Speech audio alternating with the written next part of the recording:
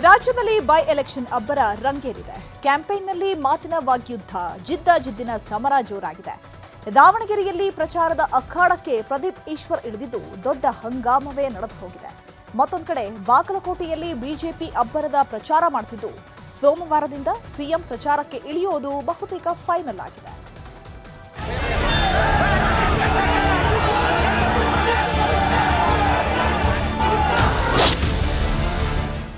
ಇಷ್ಟು ದಿನ ತಣ್ಣಗಿದ್ದ ಉಪಚುನಾವಣೆಯ ಬಿಸಿ ಈಗ ಕಾದ ಕಾವಲಿಯಂತಾಗೋದಕ್ಕೆ ಶುರುವಾಗಿದೆ.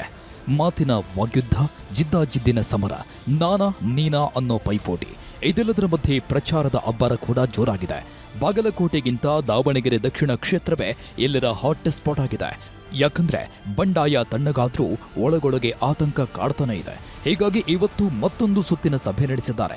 ಪೈಲ್ವಾನರ ಕುಸ್ತಿಗೆ ಬ್ರೇಕ್ ಹಾಕಲಾಗಿದ್ದು ಪ್ರದೀಪ್ ಈಶ್ವರ್ ಹಂಗಾಮ ಎಬ್ಬಿಸಿದ್ದಾರೆ. ಪೈಲ್ವಾನ್ ಮನವೊಲಿಸುವಲ್ಲಿ ಕೈಪಡೆ ಸಕ್ಸಸ್. ತಣ್ಣಗಾಯಿತು ಬಂಡಾಯ, ಮುಸ್ಲಿಮರ ನಡೆಯೇ ನಿಗೂಢ. ಚುನಾವಣೆ ಘೋಷಣೆಯಾದ ದಿನದಿಂದಲೂ ಕಾಂಗ್ರೆಸ್ ನಾಯಕರಿಗೆ ದಾವಣಗೆರೆ ದಕ್ಷಿಣ ಕ್ಷೇತ್ರವೇ ಕಗ್ಗಂಟಾಗಿ ಕಾಡ್ತಿದೆ. ನಿನ್ನೆಯಷ್ಟೇ ಸಿಎಂ ಸಿದ್ದರಾಮಯ್ಯ ಬಂಡಾಯ ಅಭ್ಯರ್ಥಿ ಪೈಲ್ವಾನರನ್ನ ಬೆಂಗಳೂರಿಗೆ ಕರೆಸಿಕೊಂಡು ಬುದ್ಧಿ ಹೇಳಿದ್ರು. ಕಾಂಗ್ರೆಸ್ನಲ್ಲಿ ಎದ್ದಿದ್ದ ಬಂಡಾಯಕ್ಕೆ ಮದ್ದರಿಯೋ ಕೆಲಸ ಮಾಡಿದ್ರು. ಇದರ ಬೆನ್ನಲ್ಲೇ ಇವತ್ತು ಸಾದಿಕ್ ಪೈಲ್ವಾನ್ ಮನೆಯಲ್ಲಿ ಮಹತ್ವದ ಸಭೆ ನಡೆಸಿದ್ದಾರೆ. ಸಚಿವ ಎಸ್ ಮಲ್ಲಿಕಾರ್ಜುನ್, ಭೈರತಿ ಸುರೇಶ್, ರಿಜ್ವಾನ್ ಹರ್ಷದ್ ಪೈಲ್ವಾನ್ ಜೊತೆ ಮಾತುಕತೆ ನಡೆಸಿದ್ದು ಚುನಾವಣಾ ಪ್ರಚಾರದ ಬಗ್ಗೆ ರಣತಂತ್ರ ರೂಪಿಸಿದ್ದಾರೆ. ಅವರು ಹುಟ್ಟಿದಿಂದ ಕಾಂಗ್ರೆಸ್ ಪಕ್ಷ, ಇವತ್ತಿನ ಕಾಂಗ್ರೆಸ್ ಪಕ್ಷಕ್ಕೆ ಬೆಂಬಲವಾಗಿ ಅವರು ನಿಂತಿದ್ದಾರೆ. ಯಾವಾಗೂ ಇರ್ತಾರೆ ಮುಂದಕ್ಕೆ. ಒಂದೇ ಮನೆಯವರು ಒಂದೊಮ್ಮೆ ಅಣ್ಣ ತಮ್ಮಗಳಾಗಿ ಇದ್ವಿ.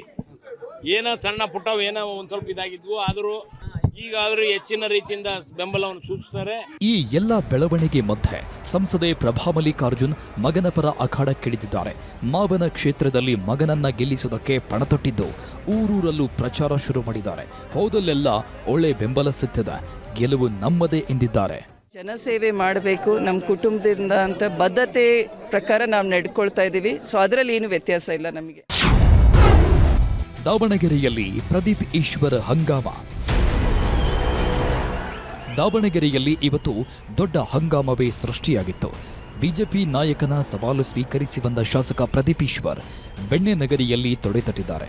ನಾಮಪತ್ರ ಸಲ್ಲಿಕೆ ವೇಳೆ ಪ್ರದೀಪ್ ಈಶ್ವರ್ ಬಿಜೆಪಿ ನಾಯಕರ ವಿರುದ್ಧ ಹರಿಹಾಯ್ದಿದ್ದರು. ಹೀಗಾಗಿ ಕಮಲ ನಾಯಕ ಅಜಯ್ ಕುಮಾರ್ ತಾಕತ್ತಿದ್ರೆ ದಾವಣಗೆರೆಗೆ ಬಾ ಅಂತ ಸವಾಲ್ ಎಸೆದಿದ್ರು. ಇದನ್ನ ಪ್ರತಿಷ್ಠೆಯಾಗಿ ತಗೊಂಡ ಪ್ರದೀಪ್ ಈಶ್ವರ್ ಕಾಂಗ್ರೆಸ್ ಕಾರ್ಯಕರ್ತರ ಜೊತೆ ದಾವಣಗೆರೆಗೆ ಎಂಟ್ರಿ ಕೊಟ್ಟಿದ್ರು. ಈ ವೇಳೆ ಎರಡೂ ಪಕ್ಷದ ಕಾರ್ಯಕರ್ತರು ಮುಖಾಮುಖಿ ಆಗ್ತಿದ್ದಂತೆ ದೊಡ್ಡ ಹಂಗಾಮವೇ ಸೃಷ್ಟಿಯಾಯಿತು. ಪ್ರದೀಪ್ ಈಶ್ವರ್ಗೆ ಪೊರಕೆ ಹಾಗೂ ಚಪ್ಪಲಿ ತೋರಿಸಿ ಆಕ್ರೋಶ ವ್ಯಕ್ತಪಡಿಸಿದ್ರು. ಕಾಂಗ್ರೆಸ್ ಅಲ್ಲಿ ಹೊಸ ಜನರೇಷನ್ ಬಂದಿದೆ. ತೊಡೆ ತಟ್ಟುವಾಗ ತೊಡೆ ಕೈ ಎರಡು ಕರೆಕ್ಟ್ ಆಗಿರುತ್ತಾ ಇಲ್ವಂತ ತೊಡೆ ತಟ್ಟಬೇಕು, ಇಲ್ಲ ಆಫೀಸ್ ಮುಂದೆ ಬಂದು ತೊಡೆ ತಟ್ತೀವಿ ನಾವು. ಇನ್ನು ಕಾಂಗ್ರೆಸ್ ನಾಯಕರು ಹಂಗಾಮ ಮಾಡ್ತಿದ್ರೆ ಬಿಜೆಪಿ ಅಭ್ಯರ್ಥಿ ಮಾತ್ರ ಸೈಲೆಂಟ್ ಆಗಿ ಮತಬೇಟೆಯಾಡ್ತಿದ್ದಾರೆ. ಶ್ರೀನಿವಾಸ ದಾಸಕರಿಯಪ್ಪ ಬೆಳಗ್ಗೆಯಿಂದಲೇ ಅಖಾಡಕ್ಕಿಳಿದಿದ್ದು ಕ್ಷೇತ್ರದ ಮಹಾರಾಜಪೇಟೆ, ಚೌಕಿಪೇಟೆ ಸೇರಿದಂತೆ ಹಲವು ಕಡೆಗಳಲ್ಲಿ ಪ್ರಚಾರ ನಡೆಸಿದ್ದಾರೆ. ಬಾಗಲಕೋಟೆಯಲ್ಲೂ ಜೋರಾಗಿದೆ ರಣತಂತ್ರ. ಬಾಗಲಕೋಟೆಯಲ್ಲೂ ಕಾಂಗ್ರೆಸ್ ಬಿಜೆಪಿ ಸ್ಪರ್ಧಿಗಳು ಅಬ್ಬರದ ಪ್ರಚಾರ ಮಾಡುತ್ತಿದ್ದಾರೆ. ಆದರೆ ಬಿಜೆಪಿ ನಾಯಕರು ಒಂದು ಹೆಜ್ಜೆ ಮುಂದಿದ್ದಂತೆ ಕಾಣುತ್ತದೆ. ಯಾಕಂದ್ರೆ ಈಗಾಗಲೇ ಬಿಜೆಪಿ ಅಭ್ಯರ್ಥಿ ವೀರಣ್ಣ ಚರಂತಿಮಠ ಪರ ಶ್ರೀರಾಮುಲು, ಜಗದೀಶ್ ಶೆಟ್ಟರ್, ಗೋವಿಂದ ಕಾರಜೋಳ, ಬೊಮ್ಮಾಯಿ, ಪಿ ರಾಜೀವ್ ಸೇರಿದಂತೆ ಹಲವರು ಪ್ರಚಾರ ಮಾಡಿದ್ದಾರೆ. ಆದರೆ ಕಾಂಗ್ರೆಸ್ನಲ್ಲಿ ಸಚಿವ ತಿಮ್ಮಾಪುರ ಹಾಗೂ ಸತೀಶ್ ಜಾರಕಿಹೊಳಿ ಬಿಟ್ರೆ ಬೇರೆ ಯಾರೂ ಕಾಣಿಸ್ತಿಲ್ಲ. ಅಲ್ಲದೆ ಲಿಂಗಾಯತ ಮತ ಸೆಳೆಯುವುದರಲ್ಲಿ ಕಾಂಗ್ರೆಸ್ ನಾಯಕರು ಹಿಂದೆ ಬಿದ್ದಿದ್ದಾರೆ ಅನ್ನೋ ಮಾತು ಕೇಳಿಬರುತ್ತದೆ. ಈ ಬಗ್ಗೆ ಪ್ರತಿಕ್ರಿಯೆ ನೀಡಿದ ಸಚಿವ ಎಂಬಿ ಪಾಟೀಲ್, ಬಾಗಲಕೋಟೆಯಲ್ಲಿ ನಮ್ಮ ಸ್ಥಳೀಯ ನಾಯಕರಿದ್ದಾರೆ. ನಂಜಯ್ಯನ ಮಠ, ವಿಜಯಾನಂದ ಕಾಶಪ್ಪ ಸೇರಿದಂತೆ ಹಲವು ಲಿಂಗಾಯತ ನಾಯಕರಿದ್ದಾರೆ. ಹೀಗಾಗಿ ಈ ಎಲ್ಲ ಮತ ನಮಗೆ ಎಂದಿದ್ದಾರೆ. ಬಾಗಲಕೋಟೆನಲ್ಲಿ ಕೂಡ ನಾವು ಗೆಲ್ತೀವಿ. ಎರಡೂ ಉಪಚುನಾವಣೆಗಳನ್ನ ಇವತ್ತು ಕಾಂಗ್ರೆಸ್ ಪಕ್ಷ ಗೆಲ್ತದೆ.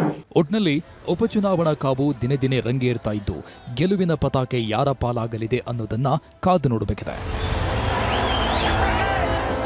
ದಾವಣಗೆರೆಯಿಂದ ಸಂಜಯ್ ಜೊತೆ ಮಂಜುನಾಥ್ ತಳವಾರ, ನ್ಯೂಸ್ 18 ಬಾಗಲಕೋಟೆ.